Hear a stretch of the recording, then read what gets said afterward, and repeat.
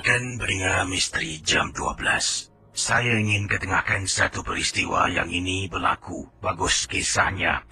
Datangnya dari seorang pendengar bukan di Singapura, dari seberang tambak. Dan beliau bertugas sebagai seorang pemandu bas jenazah. Adapun nama yang lebih digunakan di sinilah, saya gunakan bas jenazah. Tapi abang ni kirimkan email pada saya, bas mayat. Apa kabar Kisi? Apa kabar semua pendengar misteri jam 12? Ingin saya Adi berkongsi peristiwa. Waktu itu saya bertugas sebagai pemandu bas jenazah dan kisah pengalaman ini berlaku sekitar tahun 2001. Saya ingat lagi semasa perkara ini berlaku. Bas yang saya pandu dari sebuah masjid dekat taman, saya tak sebutkan nama tempatnya, sebuah masjid yang terletak bertempat di kawasan Johor. Setelah solat Isyak, saya nak hantar bas tu dekat tempat letak bas dan nak pulang ke rumah menunggang motosikal saya. Rakan-rakan MJ12 kata Adi, apabila saya dah habis solat, iaitu solat Isyak, saya pun keluar daripada pekarangan masjid.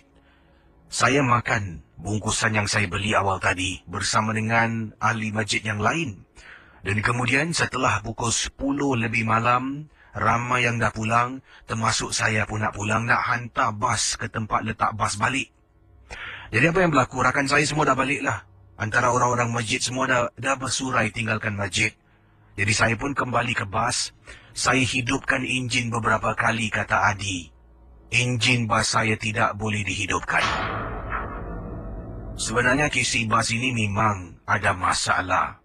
Tapi 2 minggu yang lalu telah pun diperbaiki. Tapi masih lagi rusak.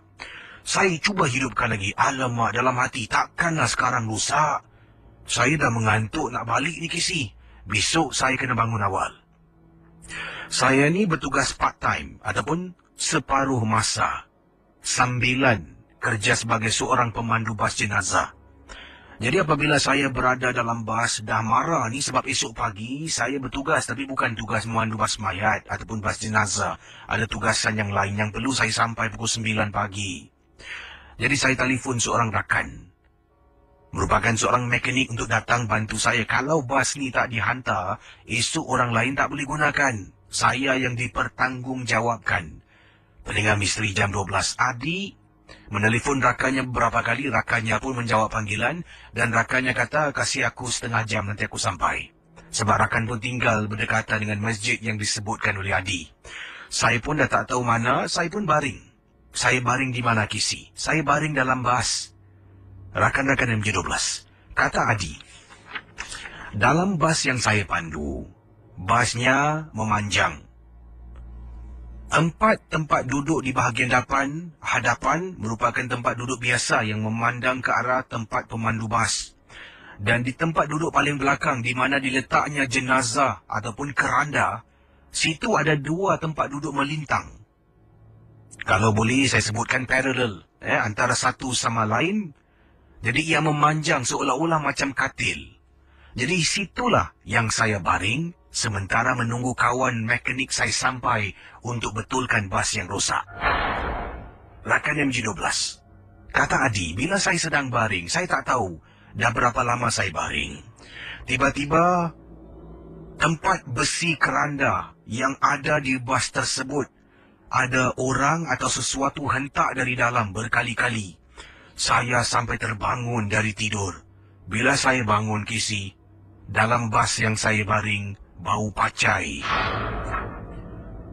Kuat sangat baunya. Bau pacai kisi. Saya istighfar berkali-kali. Barulah saya tengok jam.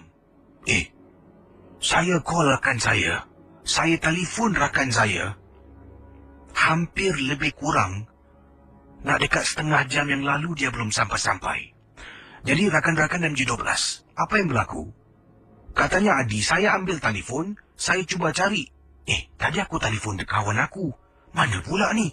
Saya cari last dial number, nombor yang saya telefon, nombor terakhir yang saya gunakan. Nombor yang terakhir adalah nombor tunang saya, Casey. Jadi Casey, pendengar misteri jam 12. Bas bau pacai kuat. Saya pun turun dari bas.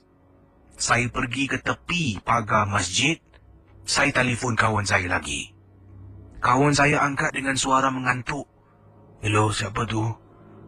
Man. Kau tidur apa? Kau cakap nak sampai setengah jam. Bas aku rosak tau. Saya marah rakan saya.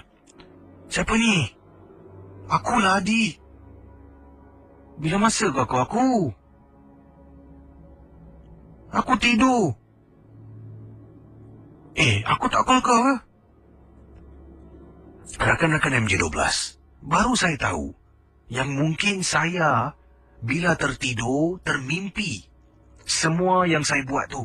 Tapi padahal saya tak buat. Dalam mimpi saya lakukan perkara itu. Saya letak telefon, saya kembali dalam bas. Saya hidupkan enjin bas boleh Casey dihidupkan. Astaghfirullahalazim. Takkanlah saya tidur sampai gitu sekali. Saya tak teringat pun. Rakan-rakan, misteri jam 12. Mungkin perkara itu berlaku saya tak perasan. Tapi itulah hakikatnya. Terima kasih dan selamat tengah malam dari Adi di Johor Bahru. Jadi saya suka dengan jalan cerita yang diceritakan oleh Adi dari seberang ni. Jadi dia tak tahu ni. Mungkin agaknya dia bermimpi lah yang perkara itu benar-benar berlaku. Basnya enjin tak boleh hidup. Jadi dia rasakan macam dia tu menelpon rakannya. Dia rasakan yang dia tu baru nak baring dan terbangun apabila terdengar bunyi basnya bergegar. Dia bangun, dia nak cuba telefon rakannya seperti saya ceritakan awal tadi lah. Dia tengok last dial number, nombor yang terakhir dia telefon tu adalah nombor tunangnya. Dan tidak mungkin, mustahil sebab dia tahu yang dia telefon rakan. Bila tu benar-benar lah, rupa-rupanya dia tu dalam keadaan tidur. Dan bila dia tidur pun dia tak perasan. Ini bagaimana agaknya. Satu jalan cerita yang baik dan dalam banyak-banyak tempat Adi boleh pilih nak tidur dalam bas jenazah. Kalau saya tak apalah. Kalau saya tidurlah dekat luar atas lantai pun tak apa. Dalam bas jenazah awak nak tidur. Nasib baik awak tak tidur dekat atas tu tempat jelah. Tak apalah. Kisah cukup menarik. Terima kasih pada Adi di Johor Bahru dan kita akan terus dengan pendengar kita di ujung talian 669-11897. Baiklah para pendengar Ria 897. Saya ingin sempurnakan kisah seterusnya ini. Dan ini kiriman SMS yang ingin saya bacakan kepada anda semua. Ini daripada Abang Lukman. Katanya di sini, awal tadi kisah ada ceritakan tentang pasangan suami isteri yang telah pun kunjungi salah sebuah tapak tanah perkuburan di Singapura untuk adventure di waktu malam. Jadi katanya Cik Lukman, saya juga ingin ketengahkan satu peristiwa. Waktu itu saya dengan tunang saya adventure di dalam tanah perkuburan. Kami menaiki kenderaan yang saya pandu. Tunang saya dengan saya ni dah beberapa kali Casey pergi adventure. Antaranya Hospital Lama Changi pernah kami kunjungi. Rumah yang dikenali sebagai Matilda House di kawasan Sengkang pernah kami pergi. Dan juga ada beberapa tempat-tempat yang dikatakan tempat keras, seram, berantai dan sebagainya. Juga kata Lukman pernah kami pergi. Tapi tanah perkuburan tak pernah. Saya pun takut, tunang saya pun sebenarnya rasa segan. Oleh kerana malam tersebut ni dah banyak tempat kami dah pergi, akhirnya saya bersuara dan tanya pada tunang saya. Nak pergi kubur tak? Pada mulanya tunang saya berkali-kali kata tak nak. Seram. Jadi akhirnya setelah saya dengan dia duduk berbual, berbincang, kami buat keputusan untuk pergi ke tanah perkuburan di Singapura. Casey, memandu dalam keadaan dua orang dalam kereta memang menakutkan. Lagi-lagi bila masuk ke dalam tempat orang mati yang telah pun disemadikan di sana memang cukup menyeramkan. Bukanlah saya nak buat cerita, tapi memang benar. Setengah jalan masuk dalam Casey, apa yang berlaku? Kereta saya boleh rosak. Casey, baru saja daripada Jalan Bahar, kalau mungkin ada yang pernah pergi ke Pusara Aman, sebelum bus stop ada satu lorong boleh belok kiri masuk ke dalam. Lebih kurang daripada lorong itulah. Masuk ke dalam, betul-betul berhenti di tepi sebuah pondok yang lama. Di sana tu saya hentikan kenderaan. Kemudian saya matikan enjin. setelah turunkan tingkap kereta. Jadi apa yang berlaku? Bila saya nak mula hidupkan enjin kereta balik, setelah nak cuba dengar keadaan malam yang sunyi sepi, kereta saya tak boleh dihidupkan. Kereta saya memang ada masalah sebelum ini. Beberapa kali pernah rusak. Tapi taklah jangkakan kereta boleh rusak dekat tanah perkuburan KC. Pendengar Ria 897 FM, tunang saya, kata Lokman, mula nak menangis dan takut. Saya kata kita terpaksa keluar. KC nasib baiklah. Jarak daripada jalan raya utama ke tempat kereta saya rusak lebih kurang 200 meter. Taklah begitu jauh, masih boleh berjalan kaki. Bila saya sarankan pada tunang nak keluar kenderaan, dia mati-mati tak nak keluar. Dan saya kata kalau awak tak nak keluar, kita terpaksa duduk sini sampai pagi. Sebab kereta dah tak boleh start. Mati-mati dia suruh saya hidupkan enjin kereta sekali lagi. KC dah 15 minit saya cuba tak boleh. Akhirnya dia kata, you keluar, you pusing, you buka pintu I, baru I keluar. Jadi akhirnya saya keluar KC. Tunang saya duduk di dalam. Saya keluar dari kereta, kemudian saya pusing, saya buka pintu kereta sebelah tunang saya terus naikkan tingkap saya dan kemudian saya matikan bateri kereta dan keluar. Bila berjalan di luar, ternampak ada satu teksi dari jauh. Saya dengan segera menahan teksi tersebut. Teksi tersebut berhenti di hadapan kami. Jadi bila berhenti, saya terperanjat. Tunang saya pun terperanjat. Sebab dalam teksi itu selain dari pemandu, di tempat duduk depan ada orang, ada penumpang KC. Jadi, kenapa pakcik ni berhenti kalau ada penumpang? Pakcik itu pun turunkan tingkapnya. Pendengar Ria 897. Jadi bayangkan, saya cuba ulangi kisah yang sebenarnya berlaku. Sekarang ini Lokman dan tunangnya masuk dalam tapak tanah perkuburan 200 meter jarak jauhnya dalam kubur itu daripada jalan raya utama. Kenderaan rusak. Mereka keluar, nampak teksi, tahan teksi. Teksi berhenti tapi dalam teksi itu ada orang. Jadi bila Lokman berdiri dengan tunangnya, pemandu teksi berhenti dengan ada seseorang duduk di bahagian hadapan. Pemandu tu tanya, nak naik teksi nak ke mana? Kami nak balik, cik. Jadi bila dia tanya di mana, kami pun sebutlah rumah kami di kawasan Bukit Batuk. Jadi dia kata, boleh, tapi sekejap boleh tak? Pakcik nak masuk dalam sekejap aja. Teman Ria 897 FM. Oleh kerana tempat tu tak ada teksi lain, saya dengan tunang saya tidak ada pilihan. Bolehlah cik masuk dalam sekejap. Saya dengan tunang duduk di bahagian belakang. Pakcik tu memandu dan terus masuk dekat satu junction dan belok kiri. Dalam hati saya, ke mana pakcik ni nak pergi? Tunang tengok saya tengok tunang KC. Sampai dalam, pakcik ni boleh masuk dalam tanah kubur KC. Kami adalah susah payah keluar, dia boleh masuk dalam. Bila sampai di dalam, pakcik ni keluar dari kenderaan. Kemudian, dia ketuk tingkap tepi tunang. Saya turunkan tingkap teksi tersebut. Dia kata, nak, kami berdua pandang ke arah pakcik. Nak, tunggu sekejap pakcik hantar barang. Saya dengan tunang saya tak tahu nak cakap apa. Kami cuma menganggukkan kepala saja, kemudian terus tutup tingkap. Apabila saya dengan tunang saya pandang ke hadapan, awal tadi saya katakan KC, kami ternampak ada seorang perempuan duduk di bahagian tempat duduk depan. Kali ini setelah melihat pakcik itu, kami berdua pandang ke depan. Wanita yang dimaksudkan tidak ada di tempat duduk depan. Entah bila dia turun, buka pintu tak perasan, mata saya dan tunang saya tertumpu pada pakcik yang sedang berjalan menggunakan lampu solo, menghampiri salah sebuah kubur di sana dengan berbekalkan satu plastik, entah isi dengan apa. Setelah pakcik itu jalan jauh dah tak nampak, saya dengan tunang saya dalam kenderaan KC kami masing-masing baca Al-Fatihah, mulut tak henti-henti komat kamit baca ayat-ayat suci. Lebih kurang 10 minit pakcik itu kembali, barulah dia tinggalkan kawasan tanah perkuburan. Dalam hati nak tanya, cik, mana tadi makcik yang duduk dekat depan? Oleh kerana saya tak nak menegur, tunang saya pun sebelum ini dah kata pada saya, kami buat bodoh. Kami arahkan pakcik itu pergi ke Bukit Batuk Street ... ini dan hantar kami pulang ke rumah. Itulah pengalaman KC peristiwa yang tak dapat dilupakan. Terima kasih KC dan selamat tengah malam. Seterusnya saya nak bacakan kisah pengalaman ini. Entah benar ataupun tidak, peringatan pada semua, rancangan MG12 hanya sekadar hiburan. Hiburan. Dan kalau ingin kepastian boleh tanya mereka yang arif, yang pakar. Kalau tidak, kita hanya dengar ini adalah pengalaman mungkin peribadi ataupun kisah yang direka hanya untuk hiburan semata-mata. Ini datang daripada seorang pendengar berkenaan dengan susuk. Kiriman ini beliau ingin dikenali sebagai namanya sebagai Fee, F-E-Y, Fee. Fee kata, pengalaman saya nak kongsi sama berkenaan dengan susuk. Katanya di sini ramai wanita menggunakan susuk, tapi jarang juga nak cari lelaki yang mengaku menggunakan susuk.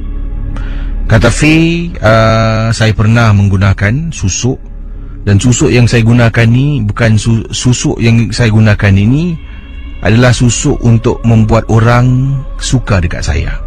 Bukan suka sebagai nak jadi matai, tidak. Tapi suka. Maksud saya, majikan-majikan saya suka dengan saya. Sesiapa jua yang baru berkenalan dengan saya akan suka dengan saya. Dan saya akan dapat lebih banyak peluang. Saya akan dapat lebih banyak ruang untuk naik pangkat dan sebagainya. Itulah matlamat saya memakai susuk. Yang dipanggil di sini, susuk ni sejenis susuk magnet. Saya menggunakan susuk ini di bahagian-bahagian tertentu wajah saya. Dipasang, dicocok-cocok. Adalah juga upacara-upacara tertentu. Bila kita memakai susuk, ada juga pantang larang yang kita harus patuhi. Dipendekkan cerita katanya di sini, akhirnya setelah lebih kurang 15 tahun mungkin saya mengenakan susuk ni, waktunya untuk saya tanggalkan susuk ni, saya dah tak boleh tanggalkan susuk ni lagi. Sebab lelaki yang bertanggungjawab memasang susuk dekat saya, apa yang saya dengar berita ni, beliau telah pun dipenjarakan dengan waktu yang agak lama. Tak tahu bila dia keluar. Dan saya rasa takut sangat-sangat kalau susuk ini tak dapat dikeluarkan daripada tubuh saya.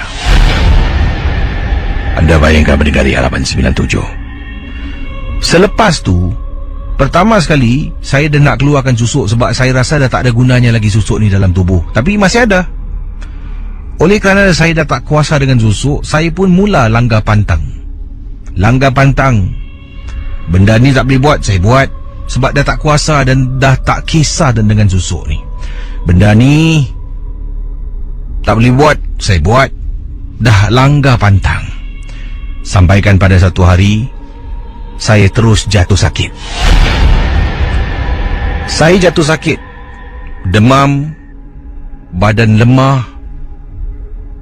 Malam hari saya tengah tidur seorang diri dalam rumah. Casey, seorang diri dalam rumah, tengah tidur atas katil. Katil saya dalam rumah, katil besar, Casey. Katil king size. Walaupun saya tinggal seorang diri, katil saya memang besar. Bukan single bed tapi king size. Saya suka bantal yang banyak dan golik-golik. Tengah tidur dengan sedap ni, tidur, saya peluk bantal peluk saya. Dah peluk, tiba-tiba saya dalam hati, kenapa bantal aku macam bau pacai? Saya tak buka mata, tangan saya meraba-raba pegang. Ya Allah, Kisi, macam susuk tubuh orang sedang baring sekatil dengan saya. Astaghfirullah. Saya istighfar berkali-kali. Kemudian katanya di sini, istighfar berkali-kali kerana terlampau takut sangat-sangat. Saya buka mata, tengok bantal peluk saya. Bukan sesuatu yang saya gambarkan tadi, tapi dalam keadaan mata pejam, saya pegang meraba-raba seperti susuk tubuh manusia. Dan macam mana tiba-tiba boleh bau pacai? Rupa-rupanya susuk saya pakai ada pendampingnya. Ada pendamping. Jadi pada waktu itu, pendamping itu belum dapat saya ubah dan tukar. Itulah pengalaman yang diceritakan di sini dari V untuk misteri jam 12. Sekarang ni, kata V, susuk tu masih dalam wajah. Dah ramai pakar saya jumpa. Ada yang terus saya katakan nak buka susuk. Oh, minta maaf, saya tak sediakan khidmat tu. Ada yang kata nak pakai susuk, cuba dan cuba, tak dapat-dapat juga. Terima kasih. Selamat tengah malam, Casey. 6691187. Baik, saudara, bersama dengan saya pada pagi ini. Hello, selamat pagi. Silakan 6691187. 6691187 dalam misteri jam 12. Hello, selamat pagi. Selamat pagi. Siapa bercakap? Casey. Ya, saya. Siapa ni? Ini saya nak ada satu kisah lah. Cucu saya, Nah, siapa bercakap ni dulu? Muhammad. Cik Muhammad, Muhammad, Okey, ya. Cik Muhammad panggilan dari mana ni? Saya buat teksi. Sedang bertugas ni. Tengah rehat ni. Rehat. Okey, silakan Cik Muhammad. Ini pada satu pagi, saya buat teksi kan balik pagi kan. Saya pun tidur dalam pukul 10 gitu, saya dah bangun. Ada cucu saya ada kat rumah kan, orang rumah saya pergi pasar. Habis cucu saya daripada dapur dia datang. Dia panggil saya Abah. Abah bilang, "Cak pasal ada budak tu, dia tengok kat dapur, budak tu tumbuk air," dia bilang. "Sakit," dia bilang. Ada budak. Saya tahu tak ada budak. Tapi saya cakap budak tu tumbuk air, sakit kat perut, dia bilang. Habis saya cakap dengan dia, "Baca Bismillahirrahmanirrahim, tumbuk dia balik," dia bilang. Tumbuk. Habis dia baca dengan pilat-pilat dia, umur 3 tahun lebih, 4 tahun dia pilat-pilat. Dia cakap, dia lari apa? Dia baca habis dia pergi dapur, dia dah lari, bilang. Jadi itulah kisah dia. Budak 4 tahun pun kena ganggu dia. Dalam rumah Dalam rumah. Dia pergi dapur. Dia dari dapur dia lari lah. Dia cakap ada budak tu tumbuk dia, bilang. Sakit apa, bilang. Itulah kisah dia tu. Terima kasih. Dia cakap baca Bismillahirrahmanirrahim, tumbuk dia balik, bilang. Tumbuk dia balik. Sekali je lah Baca pilat-pilat. Sekali je lah. Ini perkara ni berlaku sekali je lah. Sekali. Sekali Kalau berlarutan boleh dah jumpa orang-orang yang sewaktu dengannya, ya. Yelah, insyaAllah. Terima kasih Terima kasih. Selamat bertugas kepada abang-abang teksi yang sedang bertugas seperti pendengar kita awal tadi itu, sedang berehat nampaknya pada tengah malam ini. Yang ini kiriman daripada mana ni? Ini daripada Nurjana. Katanya di sini, Casey, selamat malam. Saya nak ketengahkan satu peristiwa yang menyeramkan. Kisah ini berlaku dalam rumah makcik saudara saya. Saya pergi ke sana, iaitu rumah makcik saudara. Sebenarnya keesokan pagi itu saya kena bawa nenek saya pergi hospital appointment, yang mana pada saat-saat akhir makcik saudara saya tak boleh pergi sebab ada urusan lain yang harus dihadiri lah. Jadi oleh kerana itu makcik saudara telefon minta tolong saya dan juga minta izin ibu lah untuk saya bantu hantar nenek pergi ke poliklinik yang berdekatan dengan rumah makcik saudara yang terletak dekat kawasan Jurong. Jadi kata Nurjana, bila saya bermalam di rumah makcik saudara ni, dia ada iaitu 3 bilik tidur. Satu bilik tidur digunakan oleh nenek, satu lagi oleh makcik dan suaminya. Saya ada 2 cousin, sepupu saya 2 orang dah berumah tangga, dah pindah dan tinggal berasingan. Jadi ada satu lagi bilik tidur kosong, yang mana bilik itu saya gunakan untuk saya tidur. Jadi pada malam hari saya tersadar pukul 1 pagi, dan waktu tersadar tu saya nak pergi tandas buang air kecil. Kata Nurjana, keluar dari bilik saya nampak nenek saya sedang duduk dekat ruang tamu seorang diri. Saya nampak nenek, saya terkejut lah. Nek tak tidur lagi. Jadi saya pun pergi ke dapur untuk ke tandas untuk buang air kecil, kata Nurjana. Keluar dari tandas, kemudian jalan dekat ruang tamu. Saya dah tak nampak nenek saya lagi lah. Nenek saya mungkin dah masuk dalam bilik, dah tidur. Jadi apa yang berlaku, saya pun masuk ke dalam bilik saya. Terperanjat lah apabila saya nampak nenek saya baring dekat atas katil. Atas katil bilik yang saya tidur, Kisi. Nenek saya ni, dia ada sedikit penyakit demensia. Jadi bila dia buat macam tu, saya tak akan kejut dia, suruh dia pindah tidur dalam bilik dia, tidak. Saya pun bila nampak nenek tengah baring atas katil saya, mungkin tadi bila saya kata, "Nek, pergi tidur," dia masuk bilik saya. Dia mungkin salah bilik, lupa biliknya dekat lain. Dia pun baring, nampak nenek tengah atas katil. Saya pun okeylah, tarik pintu perlahan-lahan, tak tutup, cuma renggangkan sedikit saja. Saya pun niat di hati ni, okeylah, masuk bilik nenek, ambil satu bantal, tidur dekat sofa luar. Saya masuk bilik nenek, saya buka lampu, terperanjat nampak nenek saya sedang tidur dekat atas katil. Kemudian saya tengok dekat-dekat, saya pegang, Nenek. Nenek saya buka mata, nenek saya pejam balik, sambung tidur. Saya keluar dari bilik, pergi bilik saya, tolak pintu perlahan-lahan, tolak. Anda bayangkan saya tolak pintu perlahan-lahan. Bila saya tolak pintu, dekat atas katil dalam bilik, tidak ada seseorang pun yang baring. Sekarang persoalannya, saya nak tidur dalam bilik ni ataupun tidak? Sebab tadi nampak ada seolah-olah macam nenek saya yang tidur dalam bilik, tapi hakikatnya bukan. Dipendekkan cerita, Nurjana berkongsi pengalaman. Saya pergi dekat bilik tu, ambil bantal peluk dengan bantal kepala, letak dekat sofa di ruang tamu, tidur dekat ruang tamu. Bayangkan pendengar Ria, pukul 1 lebih saya dah mula lelap dan sambung tidur. Jam 3 lebih terbangun.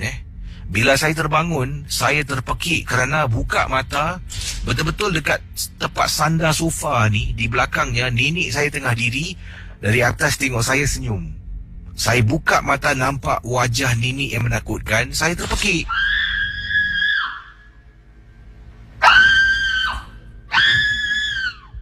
Pakcik dengan makcik keluar dari bilik, bertanya pada saya seolah-olah tidak layan dan tak boleh bercakap kerana ketakutan. Setelah saya tenang, kemudian saya katakan apa yang saya ternampak. Makcik dengan pakcik saya hanya mengatakan, "Dahlah, nenek kau kan suka kacau-kacau." Sebab nenek saya yang nyanyuk ni kisah pada waktu itu, dia memang nanti tengah duduk, dia akan ganggu orang, dia akan sembunyikan beg orang, dia akan mengganggu kita lah, dalam pengalaman yang dikongsi sama di sini ya. Jadi diteruskan pengalaman ini. Oleh kerana itu, makcik saya hanya menggunakan alasan sebagai nenek saya dan nyanyuk memang suka buat benda-benda macam tu. Jadi jangan fikir bukan-bukan. Mereka masuk balik tidur, saya yang tak boleh tidur. Akhirnya ambil selimut, sepanjang malam tidur selimut, di bawah selimut. Tak berani nak pergi toilet, tandas, dan tak berani nak tarik selimut sampailah waktu pagi. Saya Lina. Lina, panggilan dari tempat tugas. Dan pengalaman Lina tentang apa ni? Silakan. Bukan pengalaman security guard kat bawah. Dia ceritakan baru 21 bulan lepas terjadi cerita ni. Silakan. Ada insiden sembahyang dekat sebelah dua tempat factory lah. Kan? Lepas tu tempat kita, dia bilang ada satu. Dia diri duduk atas barrier. Yang si minyak rocker ni lah. Lepas tu dah gitu dia tengok dari CCTV dia lah. Dia pasal dia seperti kat dalam ada CCTV kan. Jadi dia tengok gitu. Dan lepas tu pukul 1 pagi. Lepas tu dia tengok apa tahu. Sampai komunitian sembahyang tu, datuk dia pun dia nampak, dia bilang umur dia 31 tahun. Dan pertama sekali dia lihat bukan satu, dua bidang rocker dengan datuk senior sembahyang tu. Itu saya cakap, dah kira awak untung awak dapat tengok. Dan saya dah masuk 50 tahun, saya belum diperlihatkan. Saya lagi rajin masuk hutan, tapi belum rezeki saya lah, saya cakap. Itu rezeki awak dapat. Jadi yang nampak tu pengawal keselamatan, security guard lah. Security guard bawah, dia cerita kita biasanya lah. Tapi dia nampak dua, dia bilang sekali dengan datuk Cina sembahyang tu pun dia nampak. Awak jangan cakap tak pernah nampak. Awak tempat tugas sekarang ni kan? Ya, itulah tempat tugas saya. Tapi sebelum security guard ni, lagi satu mencerita apa tahu? Dia bilang ada masjid bergantung diri tingkat 3. Saya cakap iyalah, pasal saya pernah bertugas seorang diri di tingkat 3 ni. Itu yang dia menakutkan. Dia bilang awak ni betul tak takut dah. Pasal kita percaya pada Allah kan, kita pegang kerja satu. Jadi kita harap janganlah. Itu je lah cerita dia. Terima kasih ya. Terima kasih kembali. Waalaikumsalam warahmatullahi.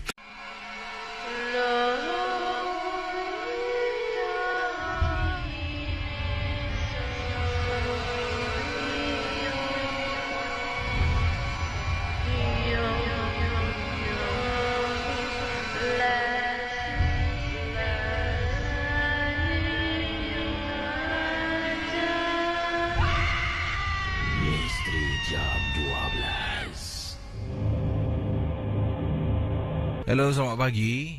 Hello, Cik Kesi. Iya, siapa bercakap ni? Ni Hairul. Ada kisah tentang apa, Hairul? Silakan. Cik Kesi, masih sempat lagi tak? Cuma 3 minit je. Silakan, apa dia?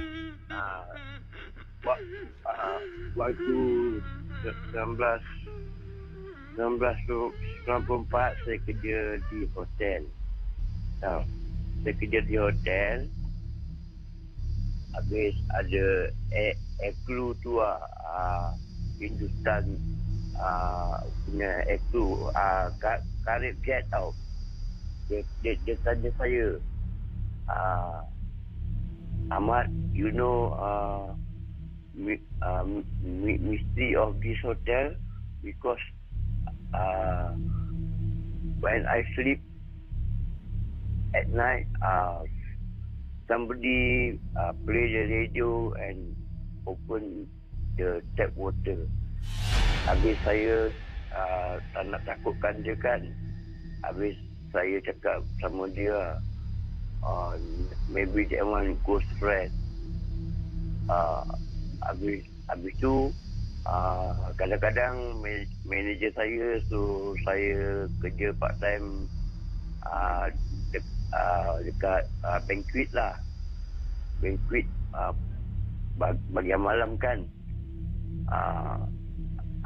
Dia ada 2 function room, 1 banquet. Kalau dia pakai function room, banquet, dia tutup lampu, pinggan semua tutup, taruh dekat banquet. Habis kadang-kadang saya nampak kursi jalan sendiri. Habis tu China girl pun kena. China girl nampak. Habis China girl cakap dengan saya, hello, can you help me? Can you put for me the plate inside the ballroom? Because I saw the chair moving itself. Itu je Cik Kasih. Terima kasih, Hairul ya. Terima kasih Cik Kasih. Kembali. Itu kisah.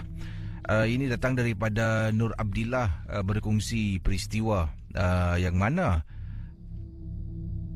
katanya Nur Abdillah, saya ni kadang-kadang kisih step berani, konon-konon saya ni berani. Kejadian ini berlaku di rumah saya di Bukit Batok. Saya sedang berjalan, tiba-tiba saya nampak dekat pokok ni ada kain putih yang tersangkut lah dan berkibaran kain berkenaan. Saya menghampiri pokok tersebut. Kemudian saya cuba tarik kain tu. Sambil saya berbuat demikian, saya sebenarnya sedang melakukan rakaman video, Gesi. Sebenarnya saya merakamkan diri saya sedang nak tarik kain putih yang saya nampak di hadapan saya. Jadi saya pun hidupkan handphone, saya tekan record, kemudian saya kata, yang saya ni ternampak ada kain putih dekat pokok. Saya tunjukkan dengan menggunakan handphone. Dia kata, nampak tu kain putih, aku nak pergi tarik. Saya pun jalan, konon-konon nanti saya nak muat naikkan lah di Facebook saya. Waktu tu masih belum ada Facebook Live, Kisi. Jadi saya sampai depan, dekat pokok nampak kain putih. Saya pun tunjuk video selfie saya ni sedang tarik kain. Tarik. Kemudian kain tu seolah-olah tersangkut. Saya langsung tak tengok atas. Langsung tak perasan dan tak tengok atas. Kemudian, alamak, kain ni tersangkut lah pula. Ini Cik Pun mana punya kain dah tersangkut. Dalam masa yang sama, Kisi, ketika saya sedang bercakap, jadi bila saya lihat video yang sedang merakamkan diri saya, dalam video tu, dalam frame yang saya pegang menggunakan handphone, belakang tu ada pokok. Pokok tu ada kain. Tiba-tiba saya nampak kain tu bergerak naik atas, Kisi. Kain tu bergerak, Kisi. Kata beliau, saya langsung tak pandang. Sampaikan bila saya jalan begitu pantas, telefon bimbit saya terjatuh atas simen dan meretakkan skrin kepada telefon bimbit saya. Saya angkat balik handphone, bateri yang terkeluar saya angkat balik. Saya berjalan menuju ke arah lobi lift, naik ke atas rumah tingkat 6, masuk dalam rumah, tutup pintu. Tarik nafas lega, Casey. Bila saya cuba nak tengok video yang saya rakamkan balik pada waktu itu, yang hairan, Casey, dalam video yang saya rakamkan, semua ada, Casey. Dari jauh nampak kain putih, sedang berjalan menuju ke arah kain putih. Tiba-tiba sampai ke satu saat bila saya nak tarik kain tu, saya sedang rakamkan video daripada saat saya tarik kain sampaikan kain tu bergerak sendiri, tidak dirakamkan, Casey. Cuma nampak permulaan saya sedang pegang handphone, saya kata dekat ujung tu nampak pokok tu ada kain, aku nak tarik. Itulah pengalaman saya, Casey. Kalau saya pandang ke atas, mungkin apa sebenarnya yang akan saya nampak? Terima kasih. Misteri Jam 12. Dan ini merupakan kiriman email dari sebuah kumpulan paranormal yang telah pun mengantarkan pengalaman mereka.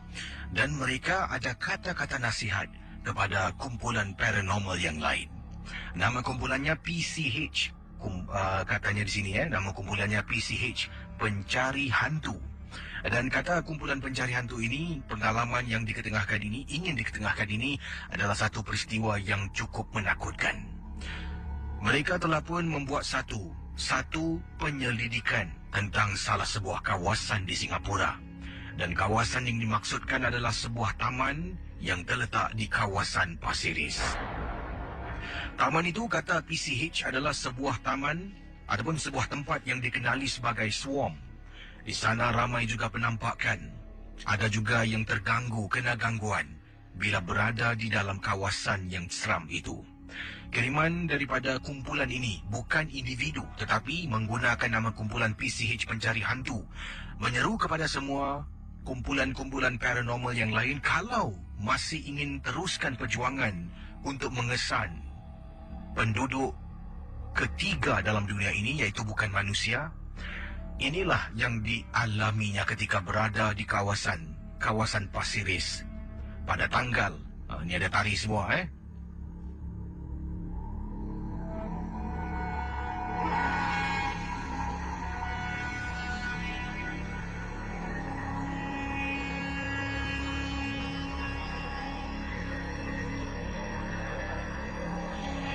Dikatakan di sini, pengalaman yang dialami berlaku pada tanggal 14 Julai yang lalu, tahun 2011. 14 Julai yang lalu, tahun 2011. Tidak kirimkan tarikhnya hari apa, mungkin hari Isnin, mungkin hari Selasa. Tapi kata kumpulan PCH, mereka seramai 5 orang telah pun pergi ke tapak yang dimaksudkan. Bila sampai di sana sekitar pukul 11.30 pagi, 11.30 malam. Dan katanya kumpulan ini, kami pun meletakkan satu kenderaan yang dipandu oleh salah seorang daripada anggota kami. Sampai di tempat letak kereta, kami pun keluar dan membawa beberapa alat untuk mengesan pergerakan-pergerakan tertentu, mengesan kewujudan makhluk-makhluk tertentu di kawasan swarm di Pasir Ris Park. Para pendengar Ria 897, dalam misi ini mereka mempunyai beberapa teknik untuk mengesan, dan antaranya adalah salah seorang anggota harus masuk ke dalam secara bergili-gili. Satu akan masuk dahulu seorang diri, kemudian diberi masa lat lebih kurang 15 minit, seorang lagi akan masuk, lat 15 minit, seorang lagi akan masuk, dan begitulah mereka harus jalan, tidak boleh bertemu ataupun bertembung antara satu sama yang lain. Untuk pusingan yang pertama, kata PCH, kami pusing Casey, dan sampailah kami keluar di satu lagi jalan keluar dekat swarm. Apabila berada di sana, semua keluar dengan tidak mendapat apa-apa data. Kami semua rasa hampa. Kami lakukan sekali lagi, waktu itu 11.50 malam pada pusingan yang pertama. Setelah kami berehat makan, dan salah seorang daripada anggota kami, kata kumpulan ini, telah pun memberi saranan Apa kata? Kalau dia masuk dan lain semua jangan ikut. Saya pada mulanya kata pengirim email ini tidak setuju dengan apa yang dikatakan oleh teman saya. Oleh kerana kami inginkan bukti, kami benarkan dia masuk ke dalam. Casey, dengan satu syarat. Bila dia masuk ke dalam, dia harus menggunakan walkie-talkie yang kami ada siapkan. Bukan banyaklah, hanya kami bawa 3 set sahaja. Jadi dia akan memegang walkie-talkie sentiasa dalam mood di mana kami akan dengar apa yang berlaku di dalamnya. Jadi Casey, bila dia berada di dalam, kami dengar dia bergerak, bernafas, sebab walkie-talkie itu diletakkan betul-betul di bawah lehernya. Ada satu device strap yang khususnya diletakkan di sana. Bila berada di dalam, teman saya ni seolah-olah bernafas dengan kuat. Yalah, masuk dalam keseorangan memang cukup menyeramkan. Dan bila berada di dalam juga, teman saya telah pun berhenti. Tiba-tiba dengar dia istighfar. Kami tidak boleh berkomunikasi dengan dia. Sebab walkie-talkie ini merupakan one-way communication. Kalau seseorang menekan butang di sana untuk bercakap, yang di sini tidak boleh bercakap, hanya boleh mendengar. Telefon bimbitnya tidak dibawa bersama, hanya walkie-talkie dan juga kamera mengesan di waktu malam. Setelah lebih kurang Casey, dia berada di dalam 20 minit. Saya dengan teman-teman yang lain dengar dengan jelas bunyi suara wanita mengilai di kawasan Pasir Ris Park. Saya dengan teman-teman saya cuba beberapa kali hubungi dia, tetapi dia masih tidak lepaskan tekanan pada walkie-talkie tersebut. Sampailah kami semua berempat yang lain masuk ke dalam untuk mengejar dia dari belakang. Yang hairannya Casey, sebenarnya teman saya dah keluar. Dia ada pun dalam pusingan nak masuk ke pintu yang dia masuk awal tadi, di mana kami sedang menunggu. Yang kami dengar tak tahu apa benda yang ada dalam walkie-talkie kami. Masuk dalam, salah seorang teman saya ternampak sesuatu cekak yang duduk di atas pokok. Kami semua lintang pukang lari, Casey. Bila berada di luar, dipendekkan cerita, teman saya yang wanita ni terkena rasukan. Terkena rasukan sampaikan tidak boleh dikawal. Terpaksa kami panggil salah seorang pakar yang kami kenal untuk datang dan berubat di tempat kejadian. Pakar itu memarahi kami kerana mencerobohi tempat yang tak sepatutnya kami masuk pada waktu malam dengan niat yang lain. Benda itu memang tidak suka. Jadi sebab itulah salah seorang anggota wanita kami telah pun dirasuk. Dan di sini saya ingin mengingatkan pada semua supaya berhati-hati. Kepada semua kumpulan-kumpulan paranormal, berhati-hati ketika melangkahkan kaki. Terima kasih dan selamat tengah malam. Yang ini kiriman daripada Kak Farida berkongsi kisah. Ini berkenaan dengan anak beliau yang istimewa berusia 5 tahun. Katanya di sini, Casey, ketika kejadian ini berlaku, anak kakak berusia 5 tahun. Dan bayangkan, Casey, selepas kejadian itu, semakin banyak sebenarnya perkara berlaku yang agak serupa. Dan setelah itulah kakak mempunyai perasaan fobia untuk membawa anak kakak ni yang istimewa untuk keluar berjalan-jalan dengan kakak, dengan kawan-kawan. Jadi inilah kiriman yang dikongsi sama oleh Kak Farida untuk Misteri Jam 12.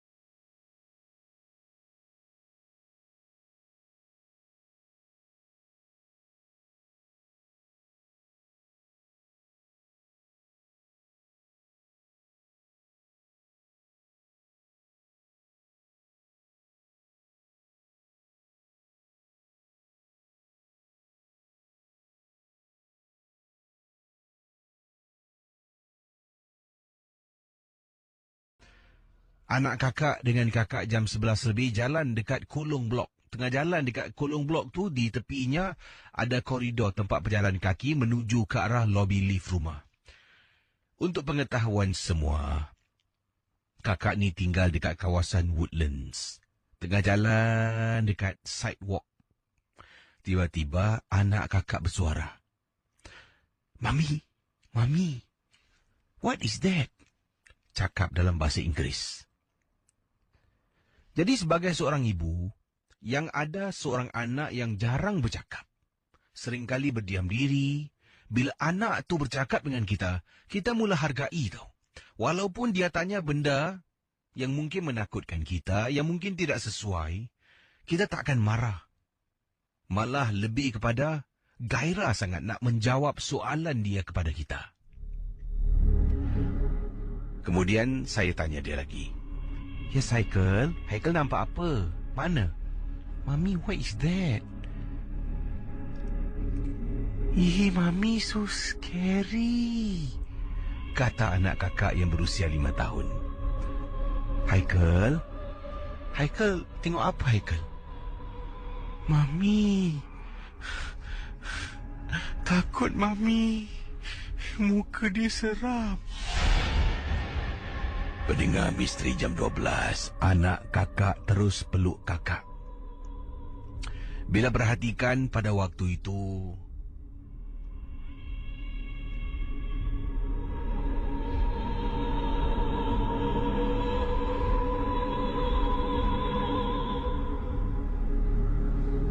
katanya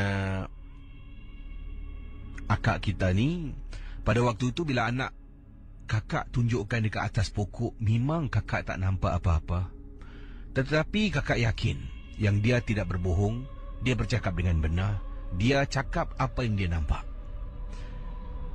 Bila balik tu, kakak dengan dia pun duduk dan kakak pun cakap dengan dia dengan cara baik.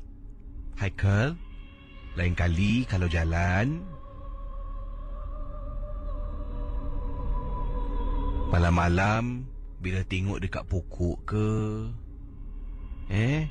dekat longkang ke, Haikal ternampak sesuatu yang seram, jangan Haikal tegur, okey? Haikal buat bodoh sudah. Baca bismillah, pegang tangan mama ketat-ketat, jalan ke depan. Pendengar Misteri Jam 12 sedang bercakap ni, ya, sedang nasihatkan anak, kalau boleh jangan buat macam tu lagi. Tiba-tiba anak kakak kata, Mami, orang tu ikut balik. Wow. Saya terdiam, Kisi. Saya tak tahu nak cakap apa. Kemudian, baru saya nak tenangkan anak saya sendiri tak tenang, saya sendiri yang tak tenteram. Meremang bulu rumah saya. Sekarang ni, persoalannya, orang tu ikut balik. Bila kakak tengah bercakap dengan anak di ruang tamu, pintu ruang tamu kakak memang tutup. Pintu pagar, pintu kayu memang kakak tutup. Tapi tingkap ruang tamu terbuka luas, Kisi. Boleh nampak luar, orang lalu lalang pun boleh nampak. Jadi persoalannya, benda tu dekat luar rumah ataupun dekat dalam rumah. Bila anak cakap, Mami, benda tadi kok kita balik. Terus meremang bulu rumah Kisi. Sekarang persoalannya nak tanya anak, Haikal,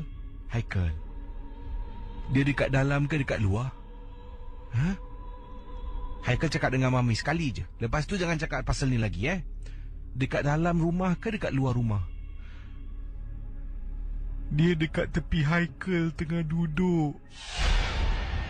Misteri Jam 12. Kisah-kisah yang anda dengar dalam rancangan nombor 1 radio Misteri Jam 12 hanyalah sekadar satu hiburan sahaja. Jangan mudah percaya, jangan terikut-ikut dengan apa yang dikejelaskan. Yang pasti, rancangan Misteri Jam 12 hanya sekadar hiburan. Ada sambungan kisahnya, bukan tergantung kisah tu. Jadi bila dengar kata teman kita ni, bila dengar anak kakak cakap dia dekat sebelah Haikal, Casey, tak tahulah Casey perasaan pada waktu tu. Ketakutan yang menyelubungi diri kakak ni, dapat dikawal kerana rasa sayang dan cintakan anak kakak yang berusia 5 tahun pada waktu itu. Kakak tolak semua perasaan takut, kakak tolak semua rasa segan. Kakak lawan balik Casey. Alhamdulillah, selepas kakak membaca dan terus baca beberapa surah, kakak pun tanya. Kemudian datang anak kakak pada kakak dipeluk. Setelah baca surah tu, kakak tanya lagi. Katanya, orang tu dah tak ada, dah keluar. Kemudian anak kakak kata, "Thank you, Mami." Dia cium pipi kakak. Itulah kisah perasaan yang paling menyenangkan kakak. Terima kasih dan selamat tengah malam. Wow. Saudara pendengar Ria 897.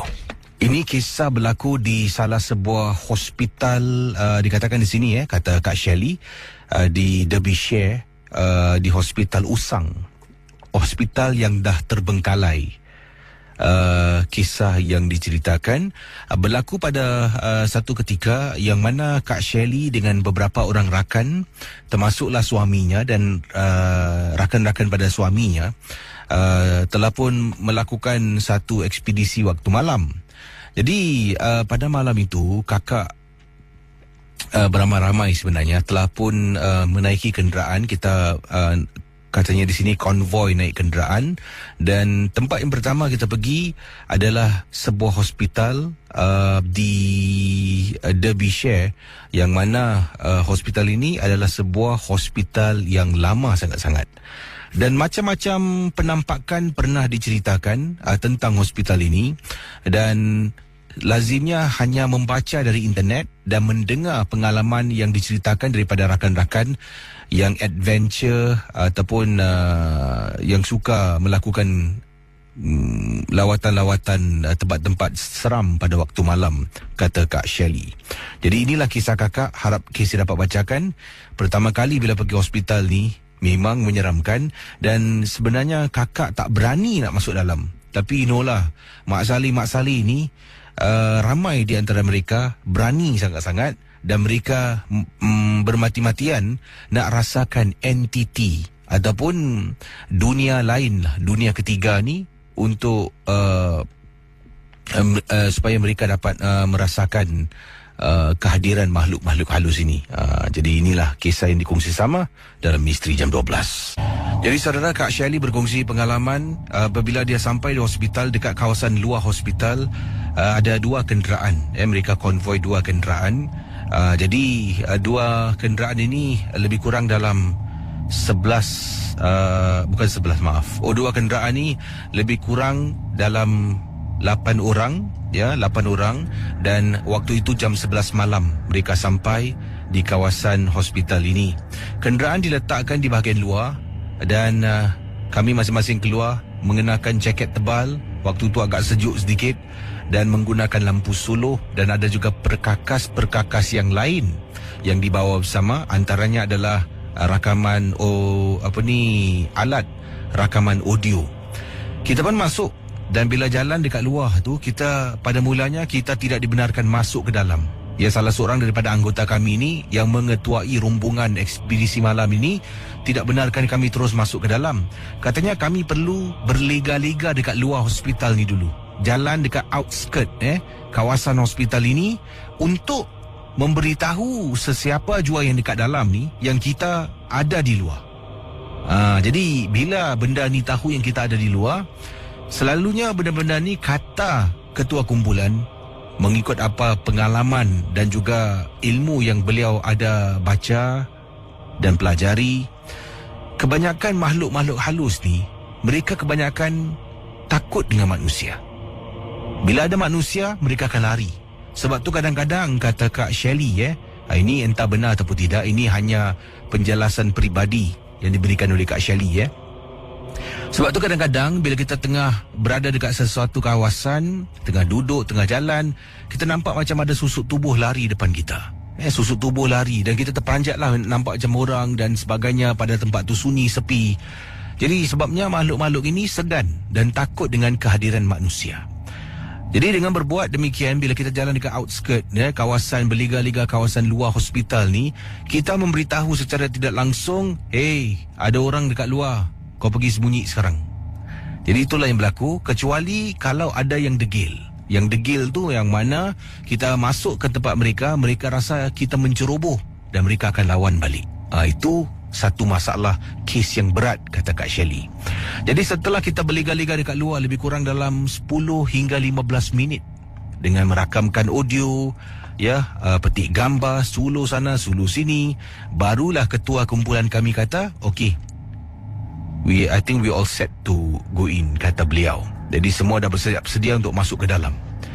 Kita pun melangkahkan kaki, perlahan-lahan masuk.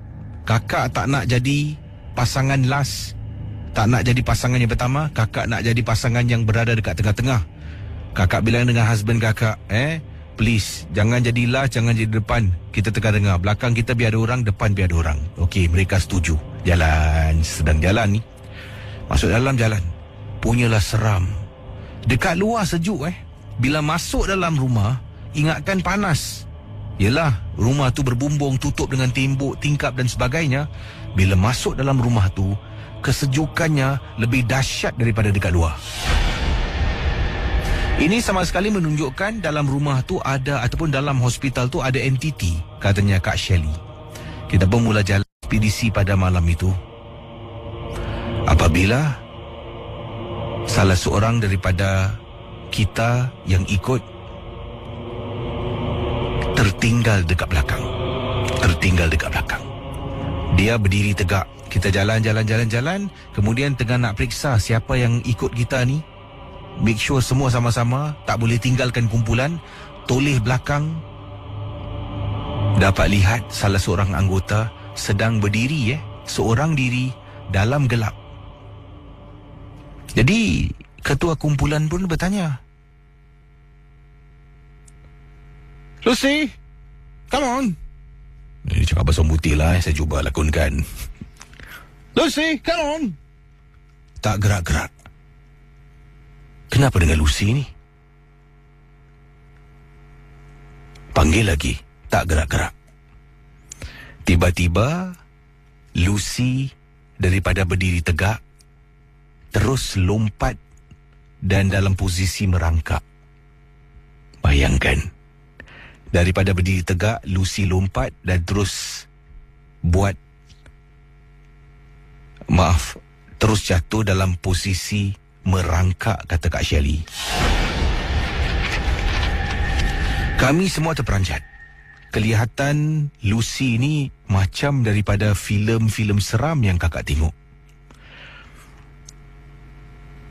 Ketua kumpulan mengatakan abandon ataupun tinggalkan tempat ini, kita harus keluar dari sini. Lucy masih lagi berada dalam hospital dalam keadaan merangkak. 2 orang lelaki dan seorang wanita masuk ke dalam, iaitu kakak kepada Lucy. Nak cuba bawa Lucy keluar, tak boleh.